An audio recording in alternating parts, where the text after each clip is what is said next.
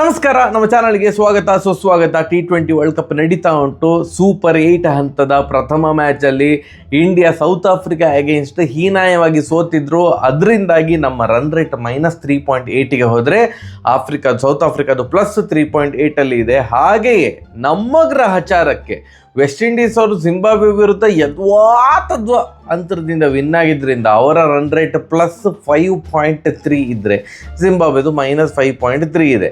ಈಗ ನಾಳೆ India versus Zimbabwe match ಉಂಟು.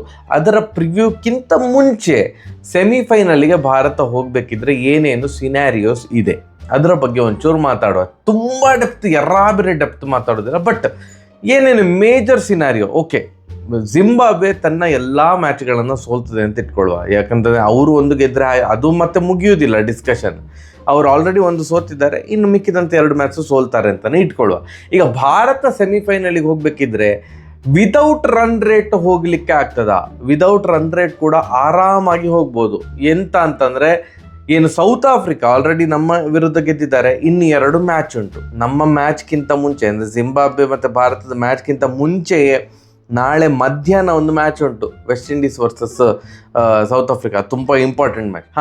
ಸೌತ್ ಆಫ್ರಿಕಾ ತನ್ನ ಎಲ್ಲ ಮ್ಯಾಚ್ಗಳನ್ನು ವಿನ್ ಆಗಬೇಕು. ಆಗ 6 ಪಾಯಿಂಟ್ ಆಗ್ತದೆ.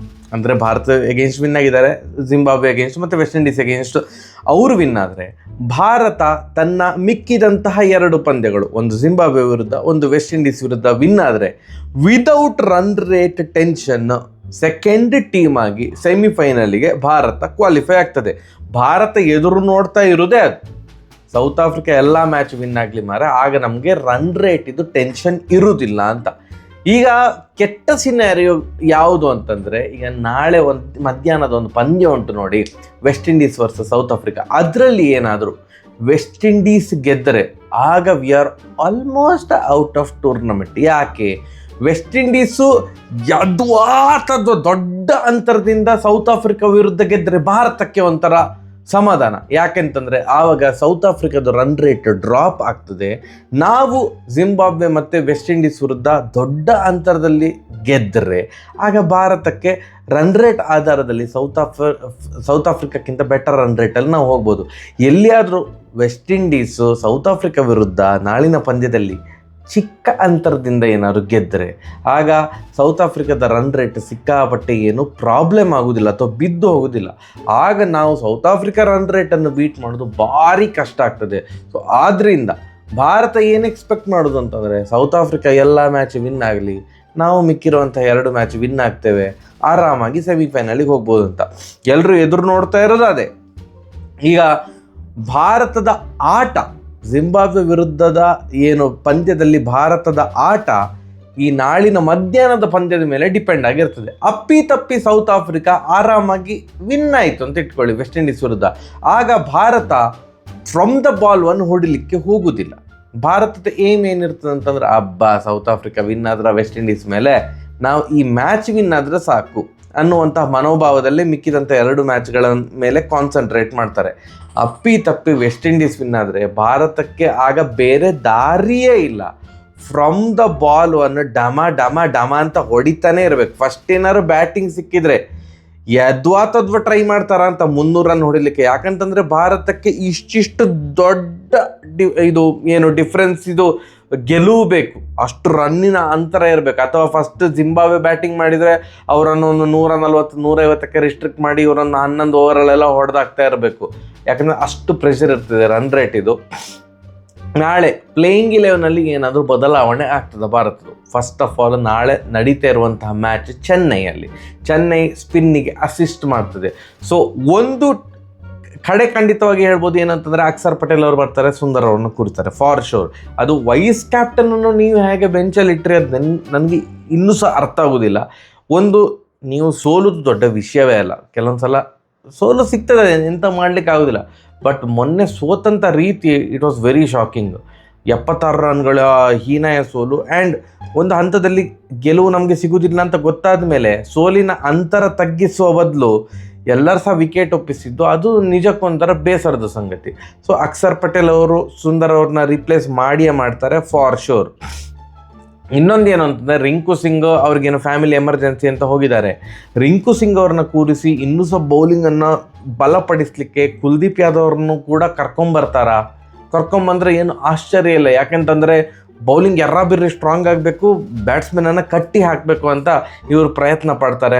ಜಿಂಬಾಬ್ವೆನ ಎಷ್ಟು ಕಡಿಮೆ ಮೊತ್ತಕ್ಕೆ ನಾವು ರಿಸ್ಟ್ರಿಕ್ಟ್ ಮಾಡ್ಲಿಕ್ಕೆ ಆಗ್ತದೆ ಅಷ್ಟು ರಿಸ್ಟ್ರಿಕ್ಟ್ ಮಾಡ್ಬೋದು ಅಂತ. ಸೊ ಕುಲ್ದೀಪ್ ಯಾದವ್ ಅವರೊಂದು ಅಟ್ಯಾಕಿಂಗ್ ಬೌಲರ್ ಆಗಿರೋದ್ರಿಂದಾಗಿ ಬೌಲಿಂಗನ್ನು ಭಯಾನಕ ಸ್ಟ್ರಾಂಗ್ ಮಾಡಲಿಕ್ಕೆ ರಿಂಕು ಸಿಂಗ್ ಅವ್ರನ್ನ ಕೂರಿಸಿ ಬೌಲಿಂಗನ್ನು ಇನ್ನೂ ಕೂಡ ಸ್ಟ್ರಾಂಗ್ ಮಾಡ್ಬೋದು. ಎಲ್ಲದಕ್ಕಿಂತ ಮಿಗಿಲಾಗಿ ಸ್ಯಾಮ್ಸನ್ ಅವ್ರು ಬರಬೇಕು. ಇಲ್ಲಿ ಬ್ಯಾಟಿಂಗ್ ಹಳ್ಳ ಹಿಡಿದಿದೆ. ಅಭಿಷೇಕ್ ಶರ್ಮಾ ಅವ್ರನ್ನ ನಂಬಿದ್ರೆ ಆಗೋದಿಲ್ಲ, ಅಥವಾ ತಿಲಕ್ ವರ್ಮ ಅವ್ರು ನಂಬಿದ್ರೆ ಆಗೋದಿಲ್ಲ ಅಂತ ಮಾತು ಕೇಳಿ ಬರ್ತಾ ಉಂಟಲ್ಲ. ಸೊ ಈಗ ಸೂರ್ಯಕುಮಾರ್ ಯಾದವ್ ಹಾಗೂ ನಮ್ಮ BCC ಅಂದರೆ ನಮ್ಮ ಇಂಡಿಯನ್ ಮ್ಯಾನೇಜ್ಮೆಂಟ್ ಮೇಲೆ, ಕ್ರಿಕೆಟ್ ಮ್ಯಾನೇಜ್ಮೆಂಟ್ ಮೇಲೆ ಭಾರಿ ಪ್ರೆಷರ್ ಉಂಟು. ಈಗ ಅಭಿಷೇಕ್ ಶರ್ಮಾ ಅವರು ಇಷ್ಟು ಮ್ಯಾಚ್ ಆಯಿತು, ದೊಡ್ಡ ಫೇಲ್ಯೂರ್ ಈ ಟೂರ್ನಮೆಂಟಲ್ಲಿ. ಅಲ್ಲಿಯ ತನಕ ಒಳ್ಳೆ ಫಾರ್ಮಲ್ಲಿ ಇದ್ದರು. ಟೂರ್ನಮೆಂಟ್ ಸ್ಟಾರ್ಟ್ ಆದದ್ದು ಡಮ್. ತಿಲಕ್ ವರ್ಮ ಅವರು ಏಷ್ಯಾ ಕಪ್ ಫೈನಲಿ ಒಂದು ಮ್ಯಾಚ್ ಇನ್ನಿಂಗ್ಸ್ ಆಡಿದ್ರು ಬಿಟ್ಟರೆ ಮತ್ತು ಫಾರ್ಮ್ ಇಲ್ಲ. ಇಂಜುರಿ ನಂತರ ಡೈರೆಕ್ಟ್ ಬಂದರು. ಈಗ ವರ್ಲ್ಡ್ ಕಪ್ಪಿಗೆ ಅವ್ರದ್ದು ಫಾರ್ಮ್ ಕೂಡ ಅಷ್ಟಕ್ಕಷ್ಟೇ. ಸ್ಟ್ರೈಕ್ ರೇಟ್ ಬಾಬರ್ ಆಜಮ್ ಥರ ಉಂಟು, 100 ಸ್ಟ್ರೈಕ್ ರೇಟ್ ಥರ ಆಡ್ತಾ ಇದ್ದಾರೆ. ಸೊ ಅದು ಅಂದರೆ ಯಾವ ಮ್ಯಾಚಲ್ಲಿ ಕೂಡ ಒಂದು ಮ್ಯಾಚ್ ವಿನ್ನಿಂಗ್ ಇನ್ನಿಂಗ್ಸ್ ಥರ ತಿಲಕ್ ವರ್ಮ ಅವ್ರದ್ದು ಕಡೆಯಿಂದ ಬರಲೇ ಇಲ್ಲ. ಸೊ ಅಭಿಷೇಕ್ ಶರ್ಮಾ ಅವ್ರನ್ನ ಕೂರಿಸಿದರೆ ಸ್ಯಾಮ್ಸನ್ ಮತ್ತು ಇಶಾನ್ ಕಿಶನ್ ಓಪನಿಂಗ್ ಮಾಡಬೇಕಾಗ್ತದೆ. ತಿಲಕ್ ವರ್ಮ ಅವ್ರಿಗೆ ಇನ್ನೊಂದು ಅವಕಾಶ ಕೊಡ್ಬೋದು. ಇಲ್ಲ ತಿಲಕ್ ವರ್ಮ ಅವ್ರನ್ನ ಕೂರಿಸಿದರೆ ಆಗ ಅಭಿಷೇಕ್ ಶರ್ಮಾ ಮತ್ತು ಇಶಾನ್ ಕಿಶನ್ ಓಪನಿಂಗ್ ಆಡಿ 1 ಡೌನಲ್ಲಿ ಸ್ಯಾಮ್ಸನ್ ಆಡ್ಬೋದು. ಇಲ್ಲದಿದ್ದರೆ ಸ್ಯಾಮ್ಸನನ್ನು ಹಾಕ್ಕೊಂಡ್ರೂ ಕೂಡ ತಿಲಕ್ ವರ್ಮ ಅವರ ಬದಲಿಗೆ ಅಭಿಷೇಕ್ ಶರ್ಮಾ ಅವ್ರನ್ನ 1 ಡೌನ್ ಕಳಿಸ್ತಾರ. ಯಾಕಂದರೆ ಆ್ಯಸ್ ಅ ಓಪನರ್ ಒದ್ದಾಡ್ತಿದ್ದಾರೆ. ಸರಿ ಮಾರ್ರೆ, ಓಪನರ್ ಇಶಾನ್ ಕಿಶನ್ ಮತ್ತು ಸ್ಯಾಮ್ಸನನ್ನು ಆಡಿಸುವ, ರೈಟ್ ಲೆಫ್ಟ್ ಕಾಂಬಿನೇಷನ್ ಆದಾಗೆ ಆಗ್ತದೆ, ನೀವು 1 ಡೌನಲ್ಲಿ ಬಾ ಅಂತ ಹೇಳಿದ್ರು. ಹೊಸ ರೋಲ್ ಕೊಡ್ತೇವೆ ನೋಡುವ. ಯಾಕಂತಂದರೆ ನೋಡಿ, ವೆಸ್ಟ್ ಇಂಡೀಸ್ ತಂಡದಲ್ಲಿ ಹೆಟ್ಮೇರ್ ಅವರು 1 ಡೌನ್, ಅವರು ಲೋವರ್ ಆರ್ಡರ್ ಆಡ್ತಿದ್ದವರು 1 ಡೌನಲ್ಲಿ ಬಂದು ಭಾರಿ ಕ್ಲಿಕ್ ಆದರು. ಈಗ ಇಂಗ್ಲೆಂಡ್ ತಂಡದಲ್ಲಿ ನಿನ್ನೆ all of a sudden Harry Brooke ಅವ್ರನ್ನ 1 ಡೌನಲ್ಲಿ ಕಳಿಸಿದ್ರು. ಅವರು ಚೊಚ್ಚಲ ಶತಕ ಹೊಡೆದ್ರು. T20 ಹಿಸ್ಟ್ರಿಯಲ್ಲೇ, ವರ್ಲ್ಡ್ ಕಪ್ ಹಿಸ್ಟ್ರಿಯಲ್ಲೇ ಒಬ್ಬ ಕಪ್ತಾನ 100 ಹೊಡೆದು ಫಸ್ಟ್ ಅಂತೆ. ನಿನ್ನೆ ಫಸ್ಟ್ ಹ್ಯಾರಿ ಬ್ರೂಕ್ ಅವರು 100 ಹೊಡೆದದು. ಇಲ್ಲದಿದ್ದರೆ ಸರಿ, ಸ್ಯಾಮ್ಸನ್ ಅವ್ರನ್ನ ನೀವೇನೋ ಹಾಕ್ಕೊಳ್ತೀರಿ, ಅವರನ್ನು 2 ಡೌನ್ ಆಡಿಸ್ತಾರ, ಅದು ಕೂಡ ನೋಡಬೇಕು. ಯಾಕಂದರೆ ಅಭಿಷೇಕ್ ಶರ್ಮಾ ಮತ್ತು ಇಶಾನ್ ಕಿಶನ್ ಅವರು ಓಪನರ್ ಆಗಿ ಆಡಿ ಸೂರ್ಯಕುಮಾರ್ ಯಾದವ್ ಅವರು 1 ಡೌನ್ ಬರಲಿ. ಯಾಕಂತಂದರೆ ಅದು ಆ್ಯಕ್ಚುಲಿ ಅವರ ಪ್ಲೇಸ್. ಅವರು ಒಂದು ವರ್ಷ ಆಯ್ತಪ್ಪ ತಿಲಕ್ ವರ್ಮ ಕ್ಲಿಕ್ ಆಗಲಿ ಅಂತ ತಿಲಕ್ ವರ್ಮ ಅವರಿಗೆ ಅವರ ಪ್ಲೇಸನ್ನು ಬಿಟ್ಟು ಕೊಟ್ಟರು. ಈಗ ದಯವಿಟ್ಟು ನೀವೇ 1 ಡೌನಿಗೆ ಬನ್ನಿ. ಆ್ಯಸ್ ಅ ಕ್ಯಾಪ್ಟನ್ ನೀವೊಂದು ರೆಸ್ಪಾನ್ಸಿಬಿಲಿಟಿ ತಗೊಂಡು, ಹೇಗೆ USA ಅಗೇನ್ಸ್ಟು ಆ ಥರದೊಂದು ನಾಕ್ ಬಂದಿತ್ತಲ್ಲ, ಆ ಥರದ ಒಂದು ನಾಕನ್ನು ಕನ್ಸಿಸ್ಟೆಂಟಾಗಿ ನಾವೆಲ್ಲರೂ ಸಹ ಎಕ್ಸ್ಪೆಕ್ಟ್ ಮಾಡ್ತೇವೆ. ಸೊ 1 ಡೌನಲ್ಲಿ ಸೂರ್ಯಕುಮಾರ್ ಯಾದವ್ ಅವರು ಬರಲಿ, 2 ಡೌನಲ್ಲಿ ಸ್ಯಾಮ್ಸನ್ ಅವರು ಬರಲಿ. ಒಟ್ಟಿನಲ್ಲಿ ನಾಳೆ ಚೆಂದ ಮಾಡಿ ಆಡಲಿ. ಆ್ಯಂಡ್ ನಾಳೆ ಮ್ಯಾಚ್ ಶುರುವಾಗುವ ಮುಂಚೆಯೇ ನಮಗೊಂದು ಸಿಹಿ ಸುದ್ದಿ ಬರಲಿ. ಏನಂತಂದರೆ ಸೌತ್ ಆಫ್ರಿಕಾ ನಾಳೆಯ ಪಂದ್ಯವನ್ನು ಗೆಲ್ಲಲಿ. ಆಗ ಬಾಲ್ 1ಇಂದನೇ ಹೊಡಿಬೇಕು, ರನ್ ರೇಟು ಅನ್ನುವಂತಹ ಪ್ರೆಷರು ಭಾರತಕ್ಕೆ ಇರುವುದಿಲ್ಲ. ತಪ್ಪಿ ವೆಸ್ಟ್ ಇಂಡೀಸ್ ಏನಾದರೂ ವಿನ್ ಆದರೂ ಕೂಡ ಇನ್ನೊಂದು ಎಕ್ಸ್ಟ್ರಾ ಬೇಡಿಕೊಳ್ಳೋದು, ಸೌತ್ ಆಫ್ರಿಕಾ ವಿನ್ ಆಗಲಿ. ಸೌತ್ ಆಫ್ರಿಕಾ ಸೋತರೆ ಹೀನಾಯವಾಗಿ ಸೋಲ್ಲಿ, ಅವರ ರನ್ ರೇಟ್ ಕೆಳಗಡೆ ಬೀಳಲಿ ಅನ್ನೋದೊಂದು ಎಕ್ಸ್ಟ್ರಾ ಪ್ರಾರ್ಥನೆ. ಅದಾದಮೇಲೆ ಅಫ್ಕೋರ್ಸ್ ಭಾರತ ಗೆಲ್ಲಬೇಕು ಮಾರ. ಇಷ್ಟೆಲ್ಲ ಪ್ರಾರ್ಥನೆ ಮಾಡಿ ಭಾರತ ಗೆಲ್ಲದಿದ್ದರೆ ವೇಸ್ಟ್. ಭಾರತ ಸೆಮಿಫೈನಲಿಗೆ ಹೋಗಬೇಕಿದ್ರೆ ಮಿಕ್ಕಿದಂಥ 2 ಪಂದ್ಯಗಳನ್ನು ಗೆಲ್ಲಲೇಬೇಕು. ಅದು ಮೇನ್ ಅಷ್ಟೇ. ನಿಮ್ಮ ಪ್ಲೇಯಿಂಗ್ 11 ತಿಳಿಸಿ. ನನ್ನ ಪ್ಲೇಯಿಂಗ್ 11 ನಾನು ಹೇಳ್ತೇನೆ ನೋಡುವ. ನನ್ನ ಪ್ಲೇಯಿಂಗ್ 11 ಅಭಿಷೇಕ್ ಶರ್ಮಾ, ಇಶಾನ್ ಕಿಶನ್, ಸೂರ್ಯಕುಮಾರ್ ಯಾದವ್ ಅವರು ನಂಬರ್ 3ಯಲ್ಲಿ, ಸ್ಯಾಮ್ಸನ್ ಅವರು, ಅದಾದಮೇಲೆ ಹಾರ್ದಿಕ್ ಪಾಂಡ್ಯ, ದುಬೆ, ಅಕ್ಷರ್ ಪಟೇಲ್, ಅದಾದಮೇಲೆ ಕುಲ್ದೀಪ್ ಯಾದವ್, ವರುಣ್ ಚಕ್ರವರ್ತಿ, ಬುಮ್ರಾ ಮತ್ತು ಹರ್ಷದೀಪ್ ಸಿಂಗ್. ರಿಂಕು ಸಿಂಗ್ ಅವ್ರನ್ನ ಇದೊಂದು ಮ್ಯಾಚಿಗೆ ಕೂರಿಸುವ, ಬೌಲಿಂಗ್ ಇನ್ನೂ ಸಹ ಸ್ಟ್ರಾಂಗ್ ಮಾಡುವ. ಆ್ಯಂಡ್ ಬ್ಯಾಟ್ಸ್ಮನ್ ಅವರು ಸ್ವಲ್ಪ ಜವಾಬ್ದಾರಿ ತಗೊಂಡು ಆಡ್ತಾರೆ ಅಂತ ಅಂದ್ಕೊಂಡಿದ್ದೇನೆ. ನಿಮ್ಮ ಪ್ಲೇಯಿಂಗ್ 11 ಕಮೆಂಟ್ ಸೆಕ್ಷನ್ ತಿಳಿಸಿ. ಸರಿಯಾಗಿ ಬರುವ. ನಮಸ್ಕಾರ.